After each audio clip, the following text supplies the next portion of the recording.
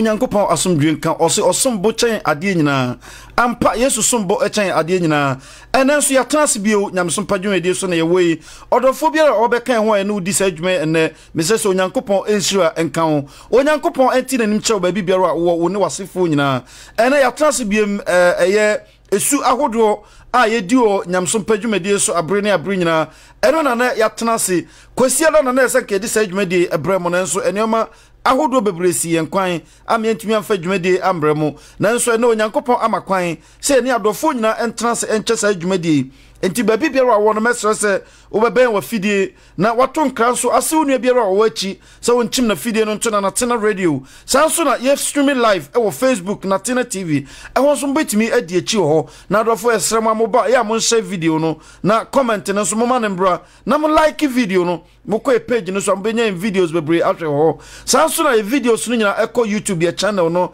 na Tena TV esrem e ho so mo ko ya mo subscribe my na mo like comment no so ya mo manembra ho Onyankopon asomdwe nka mo bebre wa mbra eguso ayetie Tego Sisters.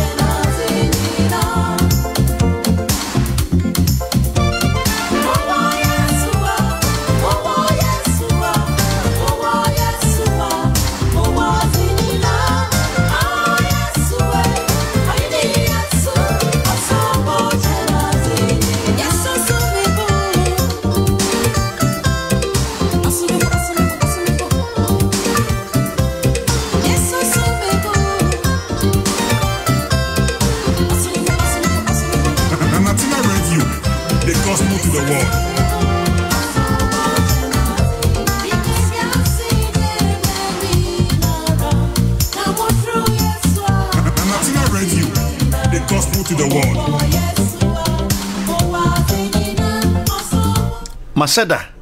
me bo na masan abone biem ama enwom no ye de enwom no mu ye duru Tego sisters aka yensem bebre ama ye true enwom ayetie koso ne tie se wo Yesu a wo ade nyina wo hwe Yesu a wo hwe ade nyina ose onyame asam na wapoi onipa ba unyansa wo he enti na me boy enwom eche bebre koso ne tie na na tena radio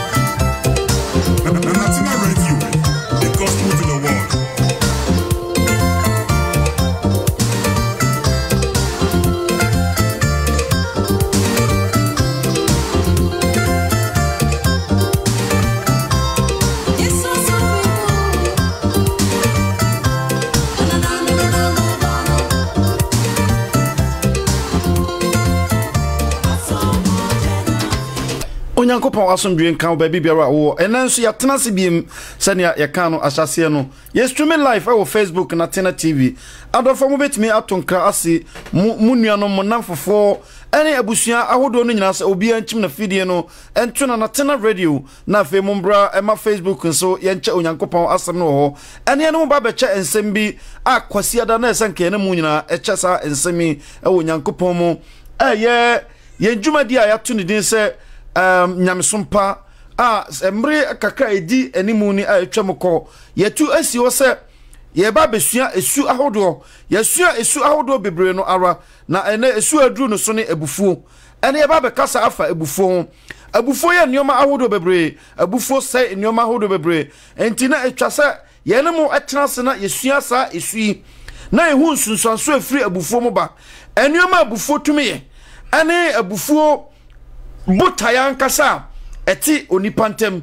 Satan didi akotini bebre e onipantem butay ben ana esi Satan ni so ene de duai ye hwe nipa bebre abufuo afa won obi kuratim de nsasi ne bokasa meme de me wakokobone me kokoka ne ho a ni amepe na meye Yesu ban papa Yesu papa na ni so no so ya papa we ne nyoma ye pese esua ene na ye hwese sa esua biti mu a ubetumi yi ato atwena na no wafa ontoma pa afura fi se obiaro abufuo tini mu entumi nhyene onyankopon ayene mu Bible na kan pefese abufuo enye onyankopon tini mu ade abufuo ya ade a eye bronsam akode a odidi akotini ye woni nyoma mu enti na esua aduru no so amene eba besua ni hwe abufuo ye na abufuo betumi asaye woni nyoma abufuo betumi ama ochena wonu ho se ohunu ya nke nura kra amba fisa ndura wodi abufuo ya nnuama bi a na wotran se na abufuo na kɔ afa ati woni so owura ho wonu ho se woyɛ saa nnuama no nanso emre abufuo no baaye no na wontumi control wade nkyira fisa abufuo no apossessive ɛyɛ honhom ɛbɛtra onipa ma di onipa no dem egu nanim ase na bre onipa no nwuma nyina ase enti ɛna mesrɛ yi wasom fa Bible na ye shase abekọ Bible no mu quotation bia ye be yi na se quotation bia be gina so akasa no ebe me fe aya ho keka se obetura to na mrepam wan kasa watena se na wapensa mu asua ne ye na wanya ahoden bi afiri mu eno na very important metumi akasa ma watie me e bia na me de tachemade ena eka metumi akasa ma watie me e bia na ene awreho anase bibi ashaw so a eno wa asem ko nti ayama enye no ne hia na emom ne hia ne se ensama meka no wankasa obegi atum na wafa nsam no wanya mu ahoden na wode akwama ho awie mre mu fisa nneoma ekoso na edoso se wan fi wani na wan bie wa adwene mu wakoma mu a nneoma bebre bekwatia wa abraboy mu a obadwen so bayifo bi na yew anasa obi na yew na nso na esu bi a betena mu a edi unya koso na tie na Natena Radio.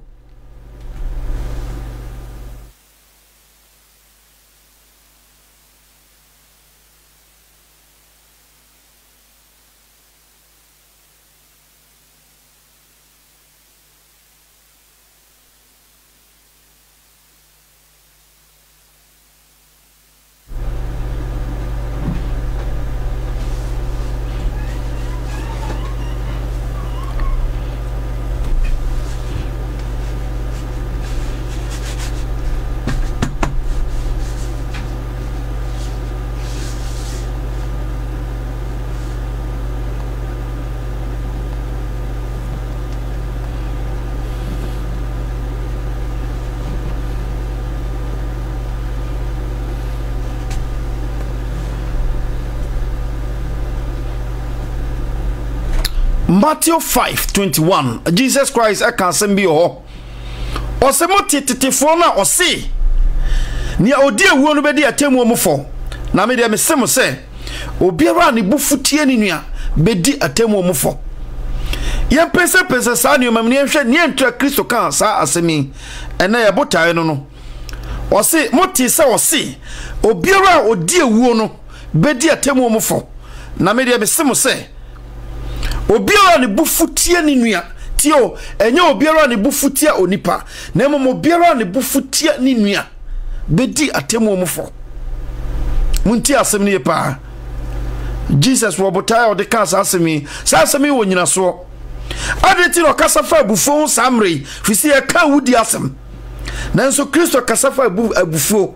o se awudie de obi kwa atemu mu a sawa na bufuo nso de obi be kwa atemu mu nti ne watwese ka twane nua kon ne ne alibuo fu ne nua ensusue bi ani wontem onyina ye fawdifo nti asem ne yo emu yadu obata ase adwen won se dia asem na Kristo kan fi se obi abufu ti asem ne obi abufu won na ne bomfu obi abufu nanso abufu ben ana Kristo kan won asemi ti asem ne yo medikan aka bibi dada se esu ahodo no nyinara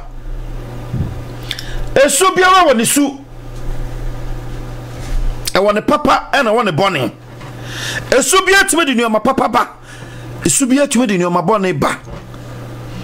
enti esu biara ma bone din anase yegina ne so akasa wa fidie so ati onipa bia mu adwamambɔ te obi amu krono te obi amu ti asem ne yo anibra eti obi amu ahoya te obi amu asabro eti obi amu esu ahodo na yaka ne nyina obi a obi ne oni bi o ma ne nsaso obi a wo sa esu bi na mum ye obi bi a friend sa self control ahoseso a onipa de hye no so tio enu na ma yetumi kasa adwamambɔ anye ana me metumi kasa adwamambɔ nye metumi aye adwaman na enso me fam adwaman enkobokro no me fam adwaman enkodi ewu me fam adwaman nkosai ade me fam adwaman nkoye bone a ebe ma me ho aye tan e wo Nyankopon nim na mo madwaman no me control no aka ni padua no mu a entumi mfiadie na nsai ni padua no tio enti eso no de wo bi abufu aye kan wo bi me bufu na me bufu ntantam papa and me bufu so a me hwehwe se me di bone sana na me tie me bufu na me nya bone a me ho ntome so no se me bufu a ebetunya ba se mani hu tie bufu na to but moment me hu pe bufu no bese aba me pese me ye obibi ansa na me ho atome nanso ne ebufu ba pe ho na me sha se hu nyansa tio obi ye made na seme na me bufu pe ho na me nyansa sha se ka ne ho sha se se ye adwuma nanso ankane no ebufu no ba pe na ma adwene na a close a blocky nyansa no ntumi nya adwuma biem afa bufu no na kasa ma me yenti asem ne yo me pese wonya bibi clear wa sa esu be betra wo mu na nyansa ntumi nya adwuma na wa adwene ntumi nya adwuma esu na konka wa ya ko ama no tio na mum se esu betra wo mu na fa utumi nya hoden e wo esu no so na sha se wo di esu no so a wa yo nya media ti asem ne pa ti asem ne na mum se esu no sha se control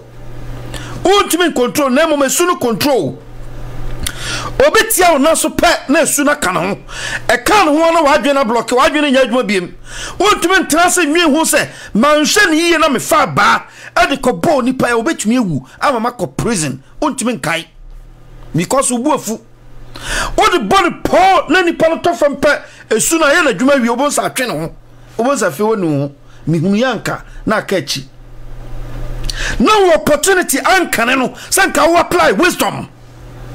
na wo se nipa wo fumu bi de abana me de bebono no entumi nsesa bibia na mo ma de sunsuanso bi de betumi abreme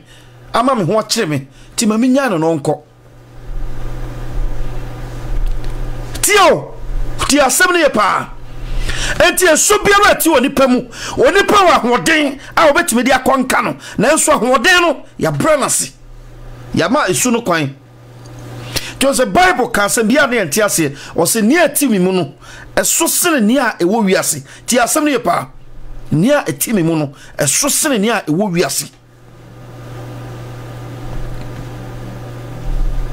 tio ne a atimi mu no eso sene ne ewo wiase e dia na ti wo mu eya na obi dwense Nyankopɔn wo nkronkron a odi aman ho asem na woka ti asem ne pa onipa wa adwene wa koma unyansa a ekura ono eso sene wiase na da ono tio oni mienti ameka sa asemi sa obi betime Nyankopɔn ho nkronkron adoma kyede a nipa na adwene nsusue ne na koma a edani mu e na odi nyansa a kyede esombui se adwene akoma na da utrimu no wakum no akọ honamu a there is no way a Nyankopɔn nkronkron betime atrasa onipa mu da oni ne ntema tete ti on tell us munyi adwen bone nyina ntungu munyi adwen bone nyina ntutungu mumma adwen ne ndene ho sa adwen ne ye free na koma ne ye free na wo mu da ho na fe think straight na wo self control utimi wo papa ne bone a wakonka wiase no nti na me no kasa obiti wiase asonda mu kura wonsio na nso onyame ni wo no because of not dwene na koma nsusuye owura frem fatu wa Kristo ye ma wana osofo okoto obi akamukafo abona to fam a otwa mu koi otujeni meka nsa odi otujeni ana businessman bi onam ne baby onko asori na mpo kampeso akobom mpaye ono ne beye onyame mu ade adentia sofo no onam wankasa no bronsam kura mpeno mesi asofo no bi ho a bronsam kura asofo no bi ho ye bronsam time bronsam kura mpewon nanso wona ogufie enei bronsam ni sadodo na because nyakopon ni wo ho because of ona dwen susue no ona koma susue muti emuti nti amasa ni pa konka wiase wadi wiase no so otime tenase wo se no ade a meye meya ebegu me ho fi ma menye ame nkon tio nti sa ni pa wona se hwe ya den sa wo be hwe sa ni pa yase nemo mo jimefo na adwene da ni timontimin nhyada nya adwuma papa na adwene da se nkuto esu bia timi be control no ntina bible no tambia na ka jimi tino se abofra jimi batana koma ho tene ne so tenten so aba nti pose mra bisa no medwene se abofra na de manyini what you say menya self control afede mi ametumi wo papa ne bone mitimi twusu se suwe me mpasa betra me mu na emo me suwe entra me mu mitimi twusu se suwe wo me mu nanso se na mede ne ba ya me mfa ne nya we tina me kasa bufuo mi obi nanso me control bufuo no me control no nti amre bia ebe ma ne ho so me mu no me na me kire ne ya me pasa me dia bufuo no ye tio adwaman ebi onyu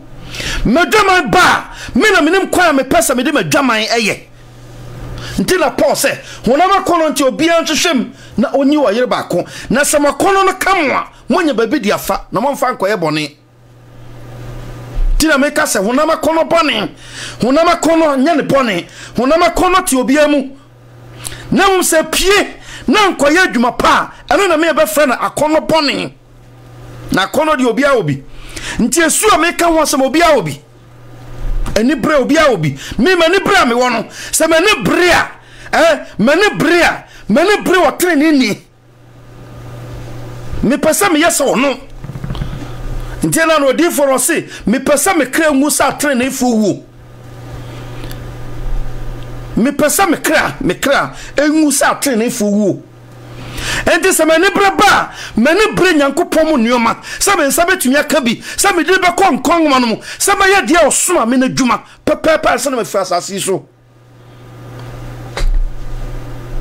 na mum se mani bre beba na me wo so obi asida to so 100 obi asi 20 ana obi anya yiri ana obi abobre bi nti mani bebre no way me control mani bre e ba me mfa nyansem tio ti asemni pa ti asemni jimi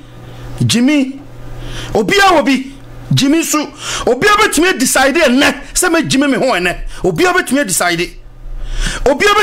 se na me pesa me wro me ho fa bontin adenti ne yanwro ye ho because he control ye ho ti asemni pa nti ya choice ti no so do obi apa man odi obi ape amano ensama mekan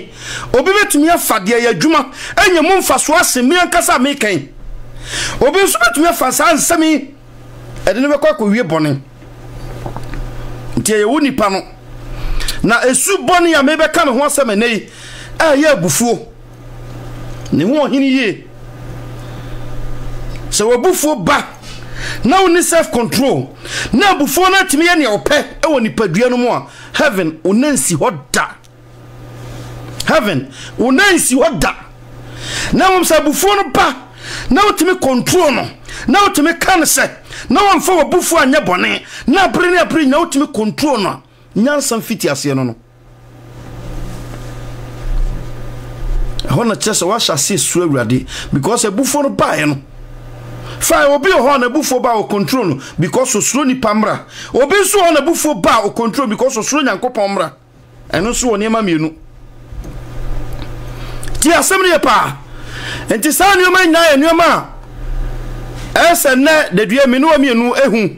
na yebekọ bible no mu na yesua nneoma bebre na ne edin kan ma membo advert kakra bi emfam ne emfa dwumadie no ento aso mo besa ate enka sisia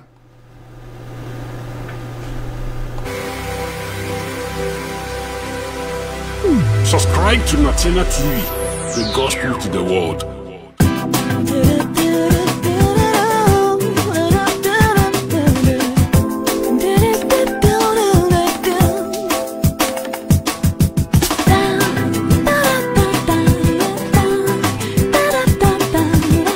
Subscribe to our channel,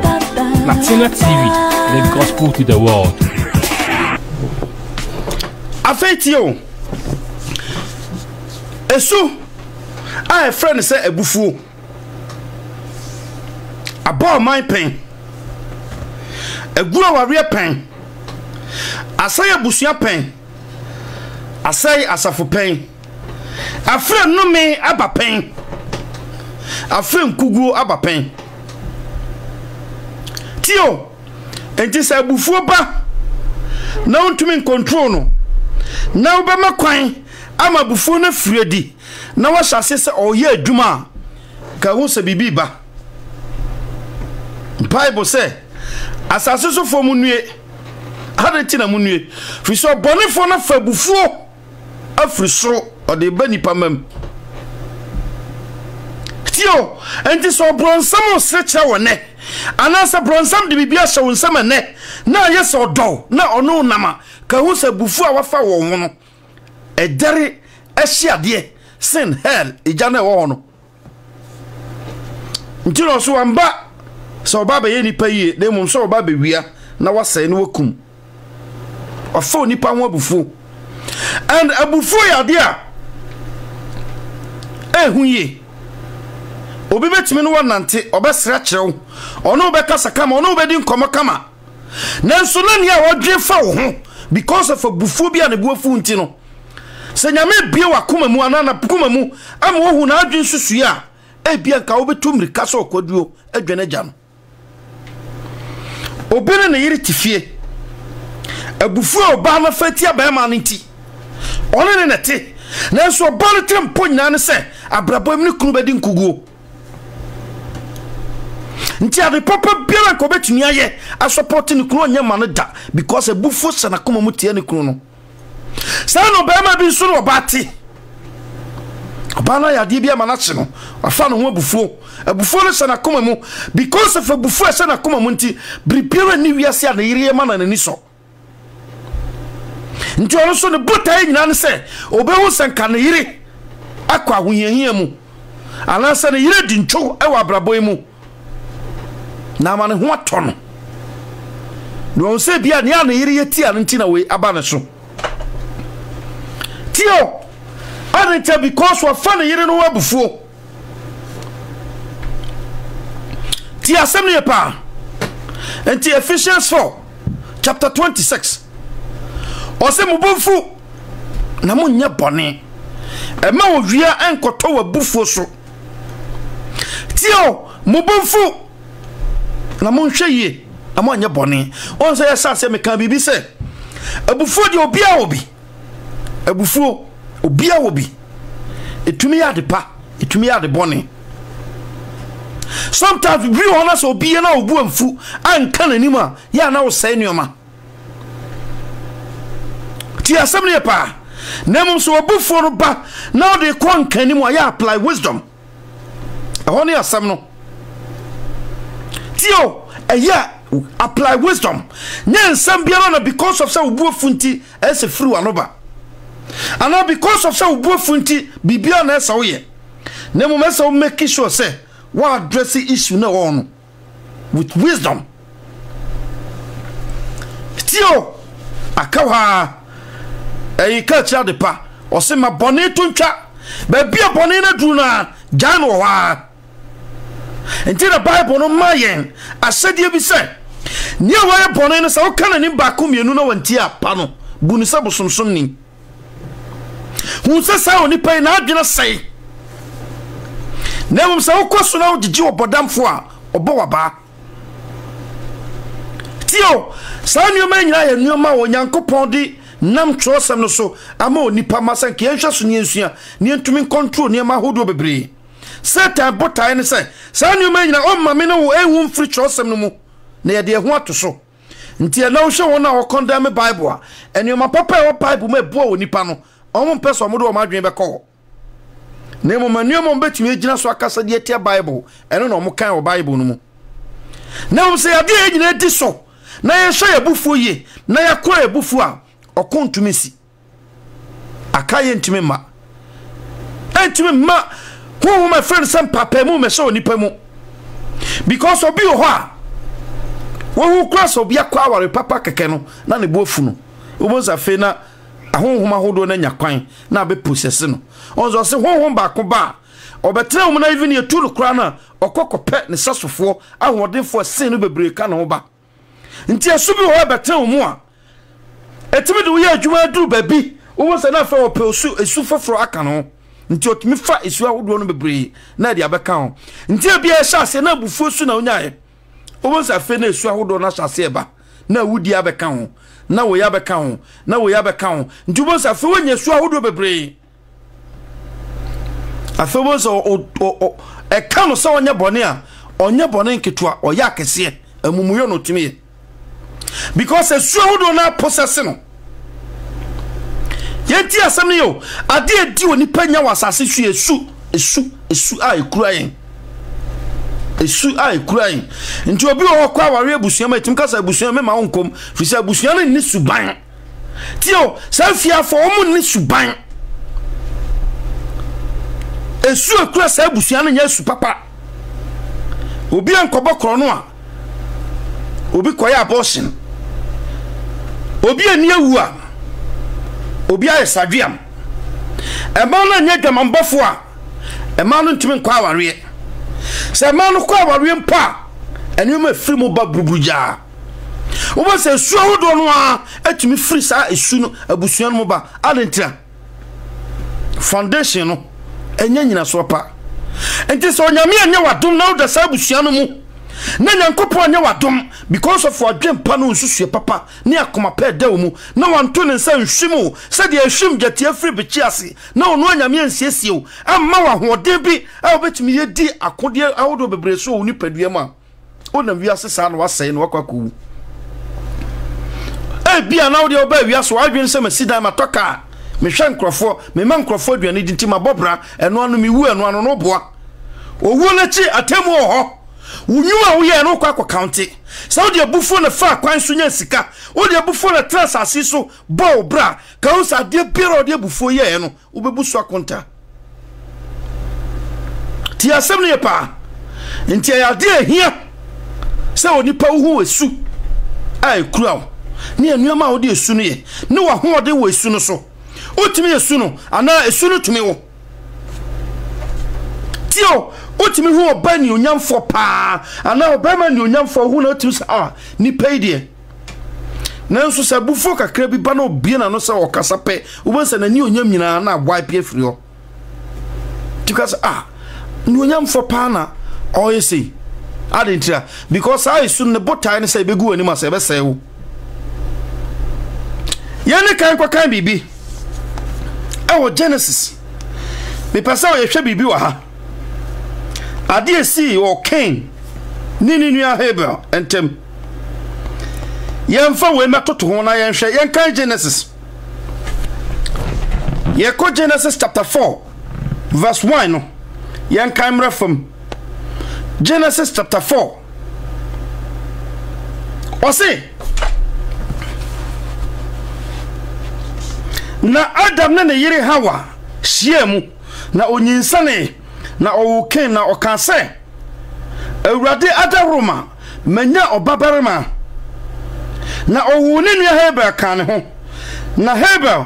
ayo dwanhwefo ena Kain so ye okuafo ena eba se nabi akiri no Kain di afuomu nneoma baye awurade aye na Hebel so di nwan mo makan a wadore nubi bemaye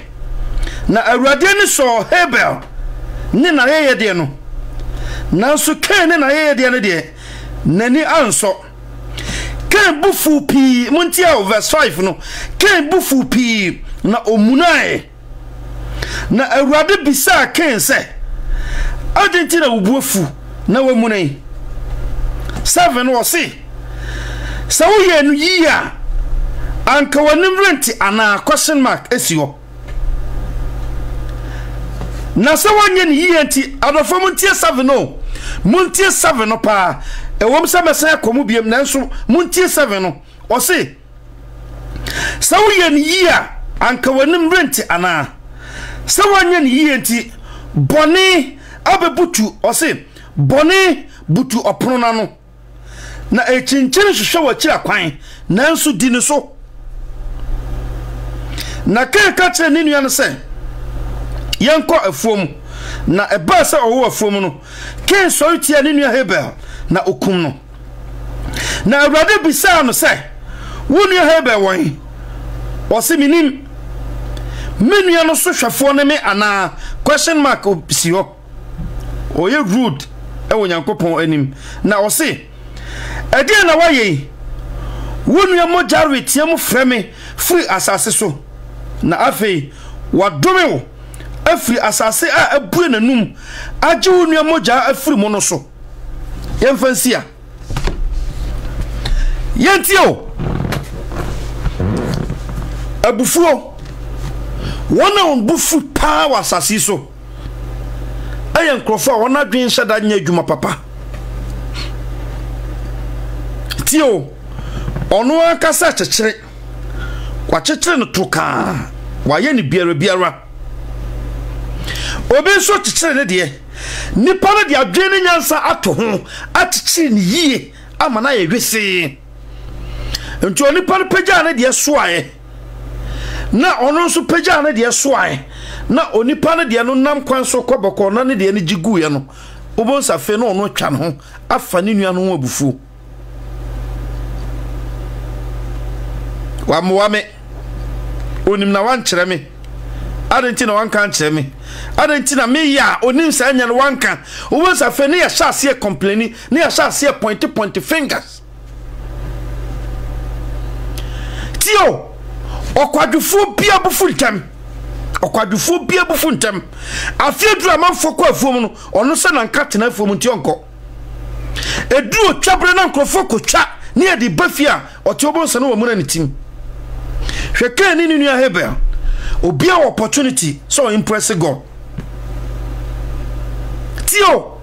obia opportunity so ko gira Nyankopon anim na onya adom free Nyankopon sem Hebel okuma no decide say menye na ma ye ni yie na ma Nyankopon ni aso kensa o medi biara beko ni amede beko biara ni beso muntio aha na ne nkugo no hyase nanso antrasia hu se ade a me ye nsusanso se na beba onim adentra fi se Jimmy etina adwene mu etina koma mu nti ontimi nkonka wiase no onza me kan bibi se o se ne atimu mu no eso se ne a ewo wiase so onipa wa adwene da otim no wakoma a da mu eye cleaner wakonka wiase no dada no matter how a situation no betie biara asoche biara bebo emframa biara bebo no epemwa entumi hihimu fi se wo yini no esiye wo nyansa tio ntena nyansa kamfo no Proverbs o se obiara wo nyame no obiara wo nyame nyansa no odankwa obiara wo nyame nyansa no odankwa eden so nyansa fo badwemba be ko hell ensida me kanu krachew ana nyansa no yenka nyansa biara o yen kan wiase nyansa ekura nkrofobia wona adwen so smart ye kan nyansafo nyansa ntina asam timi sifie o mo se bobo asam na ayeden yesi emfa nkoto ofasumase enim adenti obi agine di the judgment ye o nyansa ne adwene ene mpanimfo mo tesa no wo hwe mo so bo so mo dwo o mo yedin kam jese kwase na ntimi mu no na so tena no wo montre so da me very gentle entina obiara wo ye sakasaka asonda bia obehura ma obehu sakasaka hono nyankopon honhom ne o nyankopon honhom ye nyansa adwene eye so gentle se ba oni paso a ahode oni panya no eye ahode e de nkwaje ba enya basawasa nyankopon honhom nya sakasaka ndimi me kwa sonda bia me hu sakasaka na nioma hodo e koso tantantan e o potope na me hu se Satan ye adwuma wa o work hard wa me kan kra chew ko nyankopon mamu a gentleness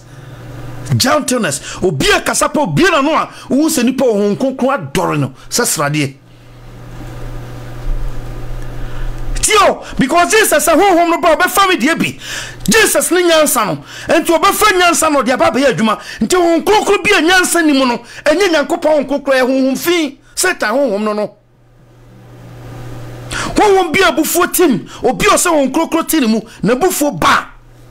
yen control no obi anka na asem honhom fino no obi anyame ho nkonkron tini mu ni bufu a obi kura nkopata no because onu atimi control honhom no onu atimi control honhom ya bufo no enough otimi control no de ne ye ne opeso de ne ye abufo no control no tio because of adwini nyansa ti asem ne pa ti asem ne enti en hwe hai Ken akoba fodie no toka sara ne mu bebre yo ye ba fodie wodam dan de nyina asofo no nke sa fodie no nipa no bebo no ebebo na na emo no o se senka do ye de kura pa ebedu aforibochi ananim na o kai se unu nua bi wasem abufo sha unu bi unu nua bi ntama jai to ho ne ko ne unu no enko kamum masum duemra ansa no wabe ma wayeye de no enye sa wo ma oyeye de no be kwa ese Ken ayeye de o mae na hyo o wasomo nyankopon bi sa Ken o se Ken adeti na wo muna na obu ofise sa wo ye ni yia tio muntiao sa wo ye ni yia anka wanim renti ana nanso sansa wanye ni yie nti abuf bone muntio se no nyankopon kan no because amre nyankopon be hu Ken no ohun se abufuo aye kokobone ababe butu opon na no Bible ka opon a wakoma asem na woka no ti no so megina opon na chi bom obi ba bia mi ameba be sane mu ono ka akoma na asem so nyankopon hu se abufuo ba be butu abrante na koma so eno se Ken esanse wanye ni yenti ma hu se bone butu opon na no ehwehwe wo Ken wa chi kwan nti bomodi ne di ne so what ya so kai bomodi ne di ne so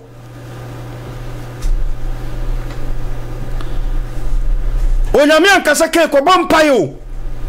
na bone na ba so ne fo se dabi bone na eba no Ken try hard ne di bone no so defeat no what defeat no pe ubenya asem onyankopon kan no Ken antie ne onyankopon kan no because oni adwen ne akoma a odi gi nyankopon asem wantumi anye nti okoso invite ni nua no kama wonse me se obi bufu a obetumi no wasere obetumi no wanomsa atena se didi abom nanso no se wo na koma mo na adwen mu a ka obedwane agyam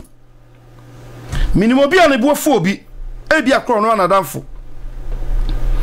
ebi akro bia be ka chese me hu so wadamfo na wo yereda ono onyanya bibia wo mesansa ne kokoha nti otie na na bufuo na ba oteme to nsa frani nuase yenkokko traba bi nkonom sa okobu nsa na wuduro hye ne ho ono ne ti ono no akotim ka so ene koje nambre ana koto we be ka ona kofa we bra otwe ne wo bo so de wuduro na gum o wasa na da fo no ba so o manya ko bi sese obi frame nti me enko mame si wo fie pa no akoyi na sinifie nti obi wa betie so odai wan soro boa ne ho nipa bi na akum na to atwene enkrofo bebrewu a setetemra ni se obi wu a yentimi nkohwehwe ne mu hu ade kurekun no obi a poison tio ene nyina ekoso ti asem ne pa nti amre onyankopon hu se abufu aba bebutu abrantie na koma so no eno ka chete ken esanse wanye ni yie na onua ne yie ni yie na onua no de so akatua ba na nso akatua ba nti amama hu se bone aba bebutu opono na no na mahu se bone no hwehwe wo ken wo tiri kwan nti bomodin ne di ne so ken nti onyame asam eno ma sa honhom ya bufu control no a ma ne to nsa fre ni nua no odokwan so nya bufu so odokwan so hwe one esrechen most of them ya yenhwe won yi munti asem ne yo one esrechen yen most of them yenhwe won yi obi ho a won ne nam ono de na adwen se wa ye bibie tia no a bia wonim se wa ye bibie tia no wa fa ho bufu o hwehwe wo downfall na nso unim on pesa intervals better on intem because of person carry wanam o wuto nyina ndubo so batabata ho ono grocery o person capture wa adwen no o pese e free wa adwen so tan wana o bibitia to play come on play the cast here moment o benya pe o be strike you down wan sha hu so no na aye o sada na so no de aye o sabi pepepe ena ken ninu heba sie hebe nim da sa for you mko boy no ninu na fa ho abufuo because onu ken decide say me pese me nwan no me cheni adosra de wona hunu ya nika na me de koma onyankopon fi so onyankopon sombo ne awaya ma me doso enkwa ode acha me humi ame humi obo me ho ban esa me di we koma onyankopon na nani so ken hu we mu bia ndio fa ne opa biara e no de koi afeni buofu etie ni nua no yenko afomo kwa no kosoro etie ni nua no enu kum no okum ni nua no nyankopon pa no baby san se Cain wo nua no wo he eno ma nyankopon chick man chick osiade ni yemi nua no so hwefo ana eno nyankopon se wo nua no ne atia mu fra me fra asase so tio na madome asase no abie nanum afa unua no moja no asase na madome oso onyankopon ye no okuboni osesaboni ewa asase so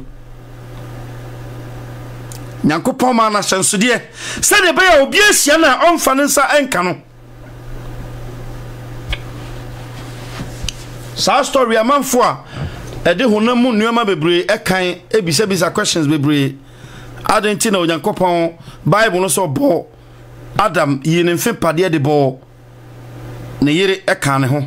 ena omo ma marima mienu na ye den na ba kunu kum ba kun wie no ba kunu san konya ware bible no ka emema mienu ho asem wanka the whole family no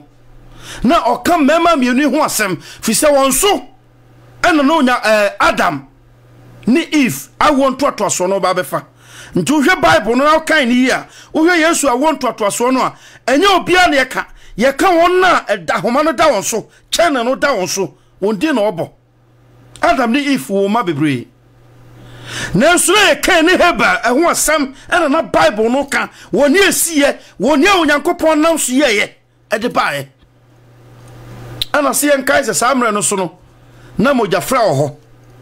asase no na mojafra ho ni pasa asese doso ena onyankopon de mra ema oni pasa feedie mojafra firi wontem anka na obitime ware wono ane ba anuafo mienu time ware yenti asem ni mempase be ko bebre ya betu ebo asne akosua saade no so mrepem ana de esua esu ho ade na yenti o afa onyankopon dome no awasra no so sa onanti asase so se osisaboni okuboni adentia fisai wanye wamon bra yie wanye ne nyoma yie nje ko wie ne bone no wafa bufu atia obi a ogina nchen wantumi en control abufuo no wa makwa ma abufuo na control no ama na kodi ewu ene ababa wie no ne nnome ye mu bebreti ase na wadome yen ye yakobofo wasase so ye yasisabofo wasase so because of a newma esubi amiaye abepemene ye hu ye bone na campus echi na campus akonya nkopon anim akwakosre no ye mrato osi nshirane ne hu ne bone na ochi tio enshirane oni pa otimi hu ne bone na ochiri a onko hu biem sa oni pa no wanyanyansa tio na feme yensan tutomrika na mensan kan bibi foforo ma wo yensan hwe bibi wa ha enti ken enome a wonyaye abufuo ana de ne ko wiesa first abufuo ana adwembone wonya dwem papa wana foribo mu oba forenu biara yewe bibi o James chapter 9 verse 1 verse 1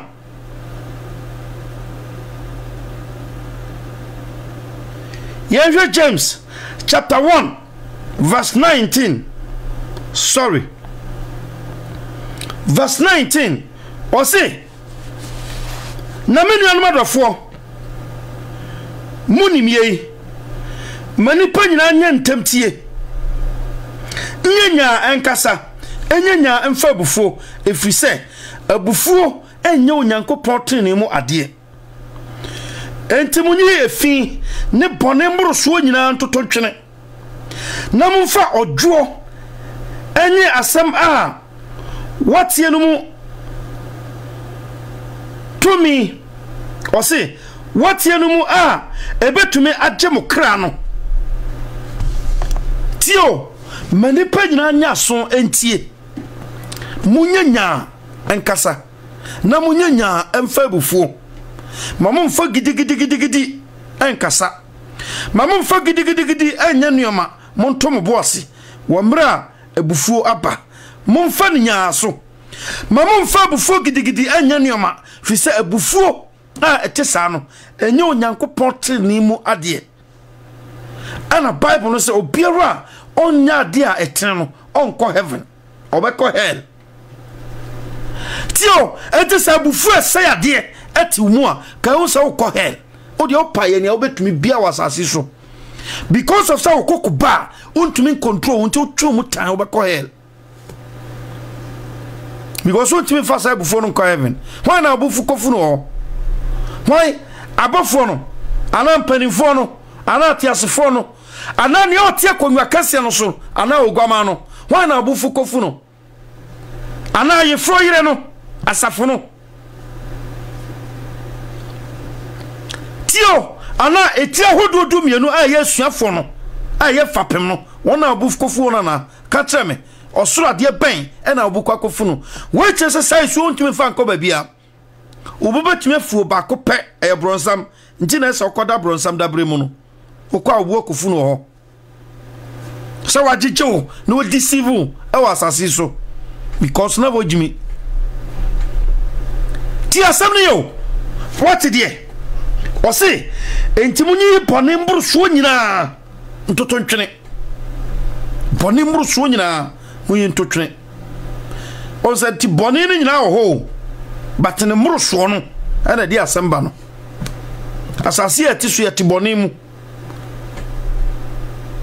obiara ye bone no kwa ne mburu so mu pe odi atemu mu fo ndiro so obiara ni bufu tie ni nua obiara ni bufu tie ni nua bedi atemu mu fo na nso ye kai Ephesians chapter 4:26 no osemu bufu na monye bone bu betumi afu na nso hweniye na wa ma owia ankwa ankoto wa bufu no so ono yirete bese 5 years no ye wade eda so hyewu eda so ti wakoma mu o ka bibi se fa babbo ni tirim wele ma mensanka bi papa bi na me ne tifi Mr. AK onyankopon fa ne kra ensiye ba bibia owo one ne yire antemansa ne no mo na tifi na papa no ne yiri enya ntokwa na ntokwa no mu no maame na no yedin papa no hwe ne yiri nanim din o se ei hwe bibi yo so nyankopon bio ni pa adwenem amohu na adwenem nsusue enema a odwene oni tirima ko ni boss a obebodam ene na papa no odwene fa na yiri no unti asem ni pa se yade onyankopon bie ken na adwenem ema ne nu hebe hu ni o ma woni tirima odwene se fom no nko obekọ ka nko nti na Bible no bowo odidi ni kokọ se nyani free na wona esrechew no most of them adwehwe wo downfall wona wo ye oduam domon wona wo huru frofrofrofro no dodo na pawase ahwede atwan nti ugina fam no ontimi nhwa ahwede no nti ne obey no sa frofro unya frudu suro a afi wo hwa ahwede no atwede no na wako kansensemu wa ontumi ma wa ontumi nko afi hona obetrase adwen hu se mi hu ya ko eka cha me za memfro kamamfro wanya afro wie nti na wo opportunity bibia wo ye ne ye na fa adwene ni nyansa to hwe onipa wo no onko bapa yi ona srechew wo nsam bone na ne na mabonten no wona wo ben na aka fa hu nya bonten sofo wona ben wo ena de wo ko because ebinum afa bufu atia wo hu ye ebinum ahi nkrofo bi town because of bibinti hebe wanyeni nu akemboni o because of so bona braye ne bra obon nyansa da ho ntini nu na tan no onye obi ahwe nanso kura otimudi aseche obi a ye tawse obi a ye ka ho asemboni se obi adentira nkrofo bi afa ho abufuo boni abebutu nkrofo bi akoma so atiaw because wo ya wo ye ni yie ade ache ade se nyina wo se wabra bono improve wona susu se wo down no na ye hwe wase ne hu nya sa ne hu dodo na fa bufuo atiaw benya nka wasei nti anamo bia obetu no ya hwe ni yie ojeje bramienko obo ojeje kokun nyane fe na nya adwena mu tie so onyankopon na fa hoto de so dinasem so na hwe na hyede yie na onyankopon akoama sempo wo kra to famu a onyankopon gina wachi sa dombarema na wakoama o ze hebe wuya nanso onyankopon koma no nachi fise wamu wone bone mu owu atene mu wanya bone bia ntia ne nwa no kun no na mum ne papa wo ye na ne nwa no gina so kum no bone be na Yesu yeti ai oni pama eso be pema ne a wawu kwakura stella manfo so iti na asase so oti ase because of ne nyuma pa bone pe na Kristo ai be pema ne kwakura iti asase so Africa obi bia na no a Kristo so me bae na ma hian munchire ade pa Kristo so de bae a ntia ma abibifo hian Bible no ma ne ye ana Bible no ma ne ye ti ana ana Bible no ba na sha se hian ana mon kan kire ana kwa de se shatare Bible no ma ne mo data ye pa dua bona na de afure nti mon kan kire me mo se Bible de hia ba Africa no mon kan kire se Bible no pa no e de na Bible na be ye a nti so ti abibifo yen kanta ye ho yenya abufo mroso anu na dia akokwa bebresi Africa no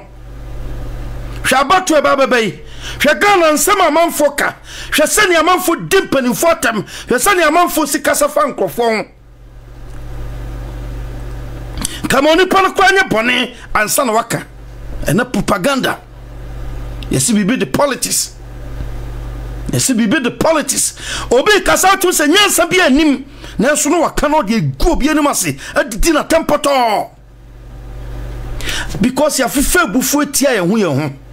se ya mabone ampemba bia apemi na ye koso mabufu control ya ebedru mrebi no anhwa ejakese betumi adere Ghana ni dumba ye den yenti asem ne pa abufu na sesa nkrofo bo yɛde abufuo yɛ adwuma yɛde abufuo bu oman yɛde abufuo bu aten yɛde abufuo chi obi kotom yɛde abufuo jeli obi yɛde abufuo kan yɛ pɛkyerɛ obi no yɛanhwɛ ne ya egya bi bɛdare wɔ yɛntɛm a ne dumba yɛ den mom yɛn control yɛ abufuo na abufuo sɛ adeɛ abufuo ti sɛ ogya abufuo ti sɛ ogya ɛsɔ kakra bi wɔnhwɛ ne ya wɔ ne mmra ho so no na ɛhyi kuro saa na abufuo teɛ ɛyɛ honhom bi a ɛka wuduro hwɛ na no yɛ nwono ekura ebro sen ɔwɔ sɛ ɔkaw wɔnhwɛ ne ya na wuo mu ano no saa na abufuo teɛ ebro wɔ na no ɛkyɛ wɔ obi a poison awuduro wɔ nanum ɔpɔ obi ahyehyɛ no na ɔde aka no hwɛ ne yɛ na abufuo ampene bro angu mu fi sɛ bro no gu mu a ɛbɛsɛe wo ebe destroy wo ama wo nyan hiri papa wa asase mu na watime fifia soaba ama ogufo na te adi di kwambia so bedi atemu omufo sa wo presa wotime nyine from na wo so papa na wo so ba ma ogufo no tebidi na mfa so ba wo so na ye frɛ wo sɛ mo akoapa no kwafo a hye wabufuo so hye wabufuo so na wanhwɛ ne ya mre bi ba obakasa apostle antwi kan mihuya nka metie na mehwehwe nyansa ne nimdie wɔ ne nsama wɔka no mu na me de control mabufu ebia nka mewie me wɔ ne amewe yenti asɛm ne pa emre die ne mu no ɛden esum emre mu ne ewe sɛ wampre anhwehwɛ ɔhan no na wokɔso ama esum no di wo so a ka wo so bebu aten afra esum ma no mu pre na hwehwɛ nyansa kira kwan ebema wa hodin Proverbs chapter 1 verse 7 osi nyansa mfiti ase ne ewurade suru nyansa ne mfiti ase eno ne ewurade suru so wan hyase ne anhwehwɛ nyansa mfiti ase no wan hyase ehu kwa obefa so akontrol esu biara wasasi so na woma esu biara control wo a wanhwɛ ne emre bi ba o kan no me ma no be wonwa sɛ wo modern ba wo wa Sunday mu sɛ nkoma hodo a wahyɛ sɛ preacher hodo a wayɛ sɛ nyankopɔ adwuma hodo a wayɛ sɛ papa hodo a wayɛ ne nyina mfa so bi amaso because of esu ba kopa bi ana tiwu ma wantumi an control no na diwu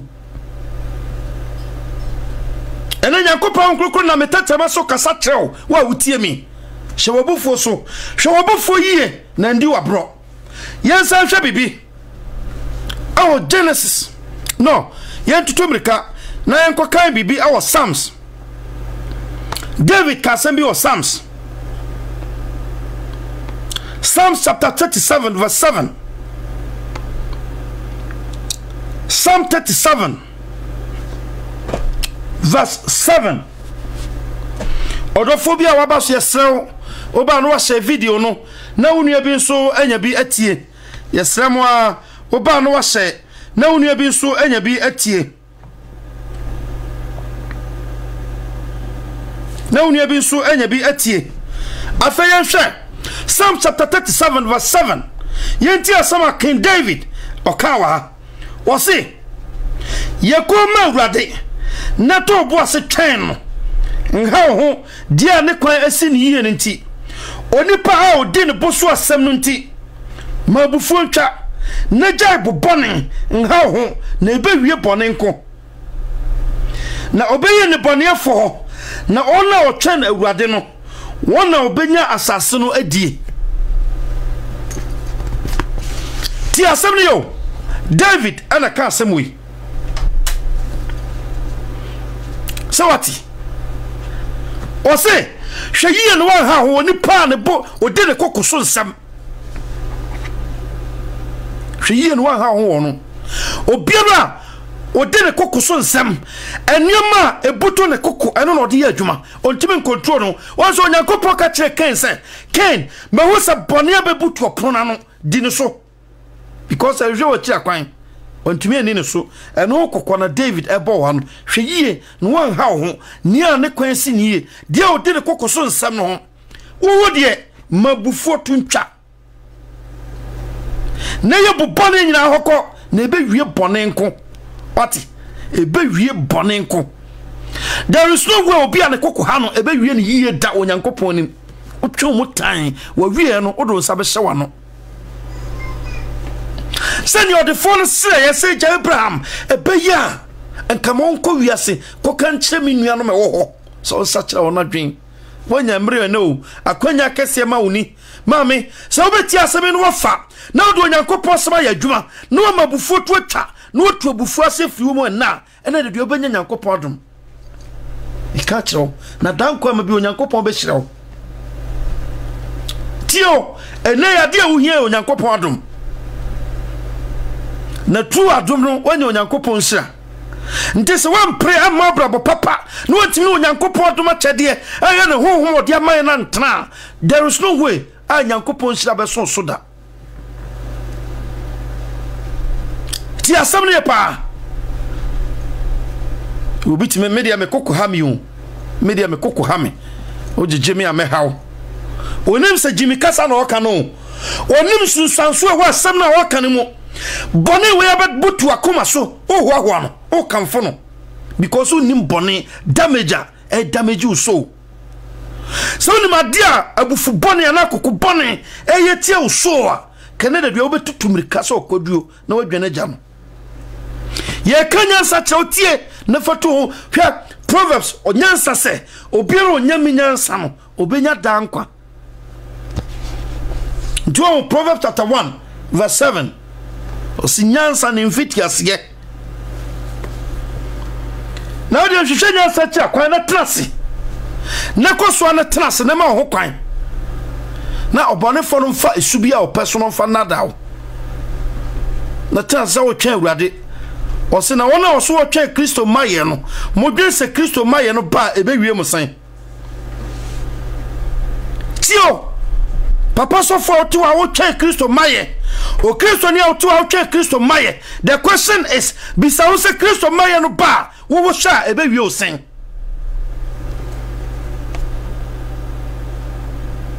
so what David ose mabufu tuntwa jaibu bone mabufu tuntwa jaibu bone obuna kan ho a ode kanfo ho no media me kokko ha mi o media me kokko ha mi o media me wabufu me bufu ntentem oh my god onyankopon ho mobo na yai wano kura ode ka asasem no ho mobo because unim ni awkeka ko ba bia otutu wana makọ no eho ya tro so nipa be nante afa nanso eho na ode oni akyere ho na opesa wonante okobofo sa wachi brefie no wagya hwehwew afa tutobirika ya bre nti yensa ko kan bibi Every Colossians chapter 3 verse 5 yenti also near Colossians oka ho Colossians chapter 3 verse 5 ye kan 5 na kwa kosi 8 o se enti munkum makwa a ewa asase so no adwamambo efie adeye akono nsaso boni o se akono nsaso akono boni ni anibre a eye abosomsom yenum na adi onyankopon abufuo ba eno na anka na mutimu no monsom nantimu na afemu de munyi abufuo montio 8 no na afedie munyi abufuo koko bone pe musuo ne awususam nyina mfiri muntungu otiasie ntisa wo koko bone a enya mpaibo asem se su bone bi ti umu a enya mpaibo asem Bible no mention o Bible no muda so obi o koko bone enkobo mpai dabi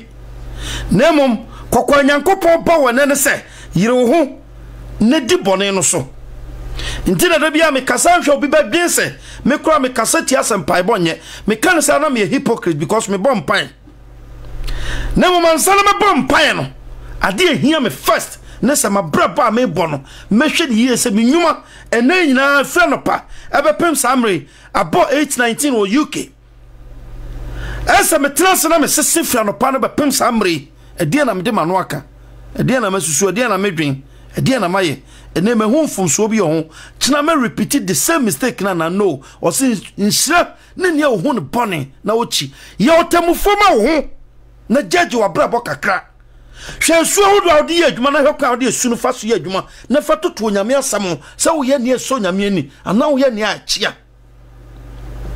na wo sha se tete wa kwan wo sa kwan iso a obi wo no se wo bompa ya already yan kan se bible no se onyankopon di mrunkum kasie akata no ho afro ni pampai bon tio afia di bonyefo nipa di bonyefo wona o chire nyankopon sem na o tan nyankopon sem wona o kan wona nim chire nyamsompa na so po na sem ho hodin nyankopon di mrunkum kasie akata no ho afri safo yo na momo na odo awurade na sanya Proverbs chapter 1 verse 7 eka no wona wa sha sie hu nyansa wona wa sha sie suru awurade no safo bi ona no so kasa osuru tie won because won paye eye jan ai timi hwere mfa sa burunkum no mu na ekoduru nyankopon nim sa duhwam a wa hwie gu ohene nim sa duhwam ode gu aro na pampam na san fa na bodgisemu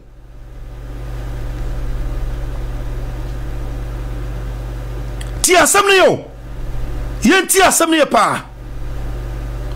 yenti asem ne enti so won hwe wa bra boye wa ti asefo asasi so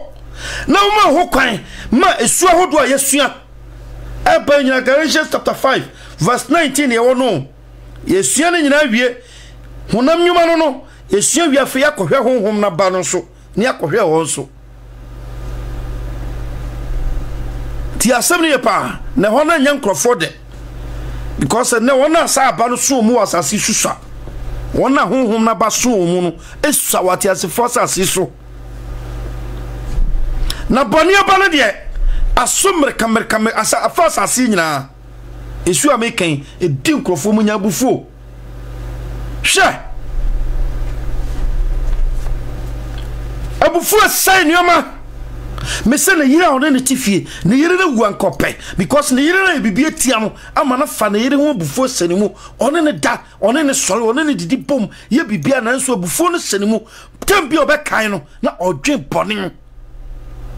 sa pepepe na yakopon Cain sa oni ni nua Hebel de tie eno se Cain mahu se bone abebuto prona no e chinchire hwe wo Cain na chiri kwan di ne so afa yiri ho bufuo ene yakopon kroko sa mekasa nkyerɛw se di ne so no wanhwe ya obedi bone obedi atemu mu fo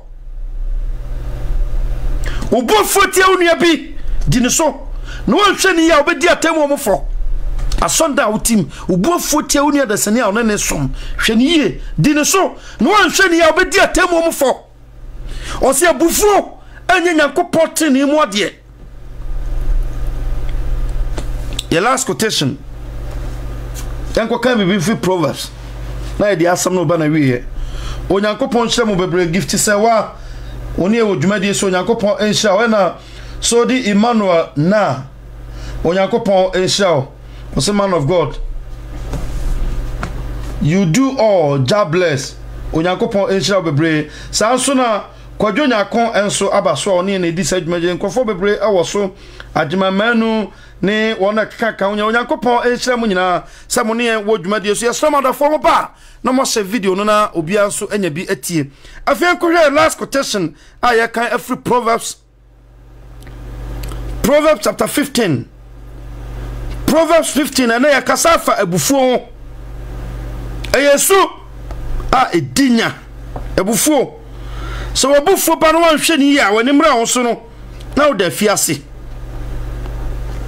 nipa bebre ebufuo de wona ko wie bone wonu won ho ene mikaya branch a friend Jima so kai na or prison na sana me hwe ni interview bi a interview no a utum se wonu ne ho wonu ne ho huya etu kranko antobi wasase so emra ne kokoro bae no na adwe no block ye wan kai se tuo no ode bo nipa na obewu owu a ono nso bewu oti ase o nanso one ne ho otise owufo pepepe oti ase otise owufo sense de ne kotum nipa ne control no ye control se ne control fia ye moa sa ne control no onipa oti ase ye control se fia ye moa emre onipa pe na o ma na aduane emre onipa pe na owura ne buom koda sa ne control no because of abufuo I want to me control till now you control no sa ye moa a ene ne tifi hwe abufuo yie na do be wie bone so ti so David asmokan oso wo de mabufuo ntwa ne jai koko bone na be wie bone nko yeti ose afam aduane a wodo wom yesene na ntwe a watwitwa otan wom abufuo wonya ntokwa na abodu cherie pata akaye tio efam aduane a odo wom efam aduane chese aduane a yatete gu ahaban so a esifam a onipa wote ho a wotete die a obi amuna ne timu ntia wo a obi anchi wo a obi antan wo e wa aduane a wodie no no eye senese yakum na ntwimu atwitwa de gu gold plates so amaw na wote ho a wodi na otan ebufuo a kan fatia ne nua no ebida ho tio enti obiara ne bufuo no sautie ose obufufafo honya ntokwa mu na obuju chariefo de opata akayo mpo opata akayo what you say obi wo ne ya aka enyeye wa obetuye wo sema ye bone atie ni pei na nso kwa bi obefa so a osie wa wonchia no na osie na wonchia no na be free ho because oni sa honhom no a edi aka na oni nti so obi owo so obi wo bibi tia no pena na hometi sane bible no kan onu nua wasem jawaye de no to ho emfa nto nyankopɔ kruwa no mu ubefu ne bo nyankopɔ befu atia wo jaito one ko na onu nua no enko siesie mu ntem so ono na ye wo bone se wo na wo ye no bone ko siesie wo ne ntem because abufu abesha mu ntem obi abufu sha wo no obi ntem sai no onye onyankopɔ ayeye de because so the bar onji wo twe ne kura be se wie wo bone se kan ko ba fodie no a nkan ko wie no ne okobo nanso sanso de akoma bone ko ba fodie ma nyankopon ntie ma satan na mabufuo so be wiea no de ne koye bone kokumo no ankasa ni nua ma me ba papa ba okum no twetwene aje so asotwe afedru ba bi no sere urade na urade sania wabo me ko e wasaso so amene na ne so bi be kum ato atwene kwa o se da bi ma hye wonso obi amfa ne sankan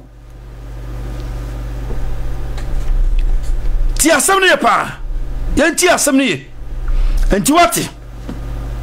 obiara o ye bufufafo no ohonya ntokwa ti o ohonya ntokwa ti bia ntokwa obia na de kakra bi pe obonsa ntokwa sometimes ko bonsa sama odi ne de anya dem but still open ntokwa ne mo bia ne butchery fu anase nakoma ehanu no wa boju cherry no akayo poba oyefri ho adentia because nyansan fiti ase abana brabom sa oni pasha ase nyanya misru otime trase hu bone ne papa nsunsanso se esu be piepe onim se esuwe se mankonka ne na ochena obetimi de sa asodie we aba obi ayamade ahame mebuofu na ba metim no jaimanenka wanhwe ne yawokoyi ochena bekwa ko wie bone ntina ka kira de pa ne program o na mani je ho pa o se mabufu tuntwa sa word no kwa no yusu no emede mabufu tuntwa no o se mabone tuntwa mabone mpem ne apimi ena David so se mabufu tuntwa na be wie bone nko kuku bone na abai ne no metuntwa jai na twetwe de uko musuo mu edo uko bone mu won hwe ne mre bi ba oti ase wo ngu ye mpo be nu ho sa wo yes abone no nanso no wa ya wi tio nanso no wa ya wi ke wo nyai mani nu e ba nante ho anya den ko betimi ato no okay na e ba te sen o se ye ukun nu wi no no nko fa boss sa e wo sre asase no so ti asem ne pa ya hwe nuama piye se ya hwe su ahodo a ye ne tie esu ahodo a ye adwuma wo yemu esu ahodo a ye ne nante ne koba ne dare ne ye bibia dan kwama bi esu no de be kwa kowie bone mu ana me kan se esu no de ontumi si ne kwan obi ani atasefo sa asiso a obetumi asi esu kwan esu ye si ne kwan ne mo obetumi a control no obetumi a control no konkonsa obi adibi nanso obetumi a control konkonsa se konkonsa media egu obi ani mase epepa obi ani onyam ese obi anu aduane edu obi kowie bone edu obi koto amane mu ebe se obi ana hwo huye control ho wo ho na mo ma bia me kodi obi ho konkonsa ka me koka no yesa me ka kosen no na mo me koka akope okwan metumi afaso na ye nyina tumi abo onua no e bia o tibia bi mu se the bible no ka se onua bi ye bone wo hu wo betumi akọ nkyene na kwakoka ne ba komienu wanti akopempanimfo bi ne ka kire won na wo monsu nkotunifo on se ko ka kire odi pa na konkonsa na bi no obi hu asem na akoka kire obi nanso nkoka ne se okoka pene bone ama no na mo okoka se ne be ya onua na wato bone ntentan mu no ye betumi ayi na frim di konkonsa obi a obi konkonsa obi a obi me ade asese na datro me tia asase so me kiri obi ho asem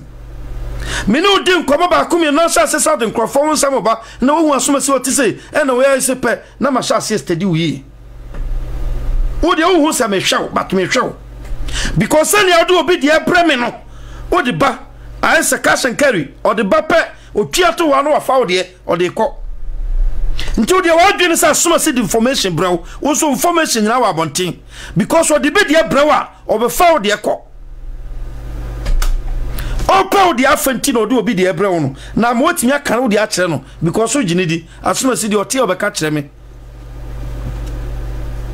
e ho na sa se gimi ye e ho na sa se gimi ye no wan hwe de mre bi ba wo betra se ka se akwa ma di gimi samo wa betra se akasa mpa magimi sabe ma me ho kwan ma soma si be hu me secret ene wo hwa ma se atwede hwa hu ye obi fu afuatia apply wisdom nyansa na fatra asase so eno nkuto na betime mo defeat no apart from that bibia ni hobiem ye mpai bono ye kasa doso dodo munti asem ni yo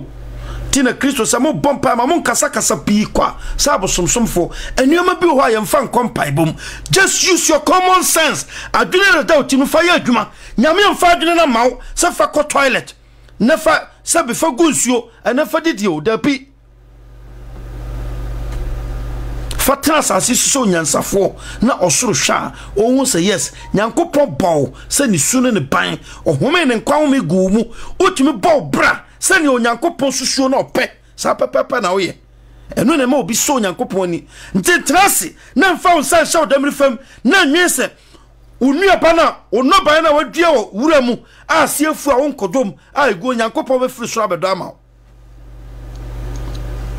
wow did you hear koto bola no di go gota na nsuo snifam a block ya totom wi a malaria chiwa wo ya odata mu no osofo mebo mpaye ma wo suenyansa na wanyina che suenyansa na watena asase so ache nyane chaka ke osa watena asase so awunwo da bi na mo masase no wanya di na ye kan asase no sofo a ya kan wafranya wufo mum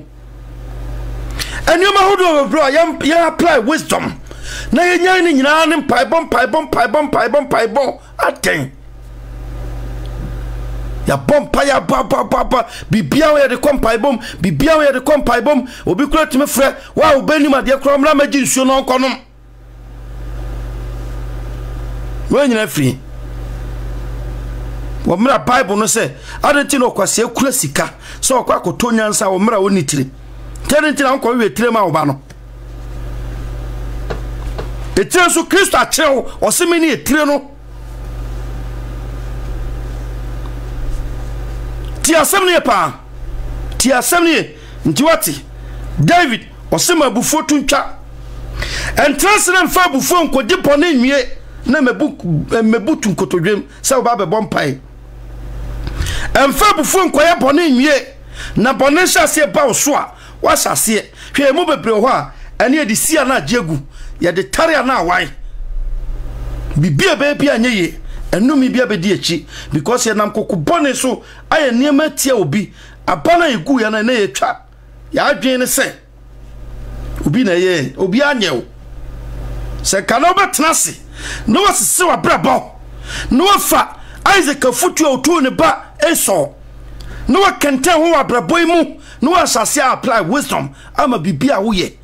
no watime control self control wa asase de yadwuma no so nyankopon na do ho atwere no na fa wo brabo panyina chi wo so afresa wo nyame a de biara obeso nyankopon betiwo nyankopon ni watene fon ohwe won okra won oso yi na bofo ama won se onhwe won so na onampo ampembo bisa wo se wo nyankopon eyi na bofo ama so ma wo ban na wo kra bofo betimi no watena wa brabo a wo boi abofo betimi aban da bi nyankopon kokru gina opro na chi obom enso bone abekata opro na no obom a wontumi mie dini so na nyankwaje ma okra na wongu ankofra bone fomu na mumowu akofra papa fomu na natena radio so na ena utie sansempa nyina mi ameno tie adwama na ameno che sansempa ye frame apostle na antwi asafo kura masen ana ekura dwumadi asen de bro da ne de nyina ene True Foundation International Ministry sanso na streaming live e wo Facebook Natena TV ye pro wo TV station e wo ho a ye program sa ye wo na Natena radio so nyina ye de fa Natena TV program bia ye bia fa ho sanso na channel e wo YouTube Natena TV e ho so mo betimi e de achi ho ye videos no nyina ho ye sremo ya mokwa mon subscribe my na mon like videos no na comment no so mo manem bra senia e be ma sapetre no etimi aye adwuma ewo amama nyina mu no nyankopon enam so ehira wo no ehira me nyankopon ehira ne yehwehwe ewo ye wie emre mu enti esemo mo ba Facebook so ya mo share videos no eman na mo like videos comment so ya mo manem bra onyankopon nam so ebe ye onhira onyame show wei eye nyamsom padwumadi ene ye de brawi esu ahodo a yesua nyame yadoma kwasia da ebai ye besan atoa so ye de esu foforo enso beba ne ebeka isa esu no so enho asem sana eye fiada nkoso ye dwumadi eno so ye de ebebrɛw sana meme da so Bible talk show mene nana kwame a odadwam eno so ye ba bedi o sa dwumadi aso san so na ewo maame fomienu a onso ye worship ewo afidie so ha eye ohimam rekua ene ye maame Vivian Esibe any Sofmame Ophelia any Stephen almost kwasiada ebe almost ebeba be wosuyen e ofia worship omoni ebeba be worship afidie afena ya hyase atoto anioma bebre e wa kwan mu se o pese wo advert bi a ye mawo anase bodawuro bi mawo e wo bibia wo ton anase bibia wo ye ho a obetime e de abre emra esem ye be tutu ni nyina yie papape amawo sanso na o pese wo bedi dwumadie biara e wo afidie so eno so akwanya wo oba na one ye betrase ehye bibia sene a wo pe no ye be ya ma wo papape amawo so oni agi onyankopon enhyira wo enfiri na nkopim ya sewie ye be san ehye biem na Natena radio so na wo onyame nka ho na onsiesie wo bye bye.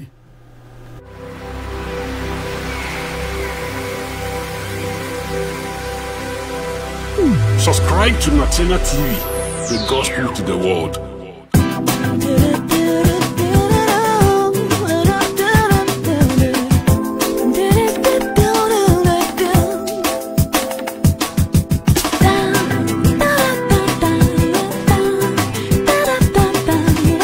Subscribe to our channel, Natena TV, the gospel to the world.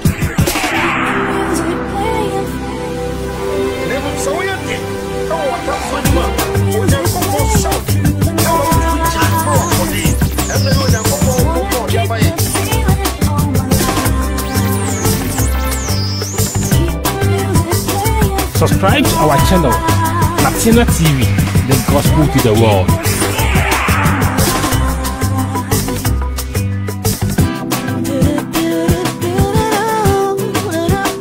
Subscribe to our channel,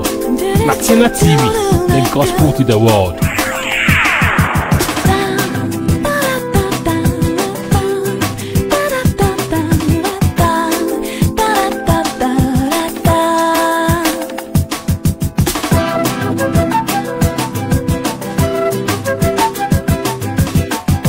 Subscribe to our channel, Latina TV, the gospel to the world.